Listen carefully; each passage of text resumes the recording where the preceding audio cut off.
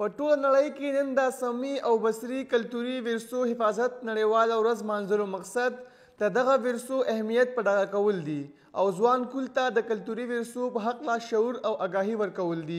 د اقوام متحده تعلیم، ساینس او ثقافت ادارې یونیسکو د پاکستان 6 ځایونه هم په دغه کلتوري ورثو کې شامل کړي دي، کوم کې چې تخبای، موجودړو، ټیکسلا، شاهي قلعه، مکلی قبرستان او قلعه روحتاس شامل دي.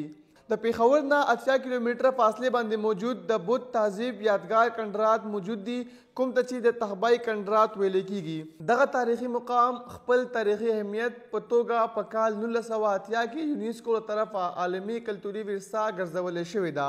تخبای ته تخ ځکه وایي چې دا د غره په سر واقع ده او بای ورته ځکه ویل کیږي چې دې سره یو دریاب هم بهیږي. تخبای د مردان ټرو نه زیاته زرخیزه علاقه ده، نو دغه وجه ده چې برطانیه راج کې د ایشیا ټرو نه اولنی شوګر مل دغلته کې جوړ کړی شوی و.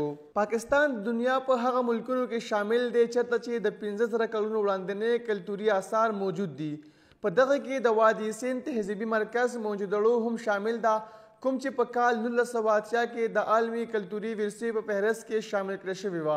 ضلع راولپنډي د نږدې د ټیکسلې تاریخي ښار موجود دی، کوم په هکله ویل کیږي چې دلته کې په 326 قبل مسیح کې سکندر اعظم قبضه اچولې وه او 15 ورځې دغلته تېرې کړې وې. دغه تاریخي ځای هم په کال 1980 کې د عالمي کلتوري ورثې فهرست کې شامل کړل شوی و.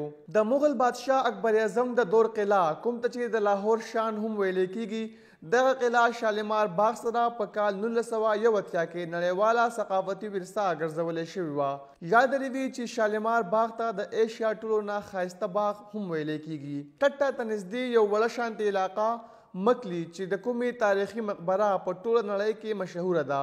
یونیسکو دغه مقبره په کال 1981 کې عالمي ثقافتي ورثو کې شامله کړې وه، د کومې باره کې چې ویل کیږي چې دا د مسلم دنیا ټرو نه غټه مقبره ده، کوم کې چې مغل، ترخان او د سمه دور قبرونه موجود دي. د صوبه پنجاب جهلم ضلع نه 14 کیلومتره فاصله باندې موجود قلعه روحتاس، کوم چې شیر شاه سوري جوړه کړې ده او دغه قلعې ته د مسلمان فوجیانو د فن تعمیر شاهکار هم ویل کیږي.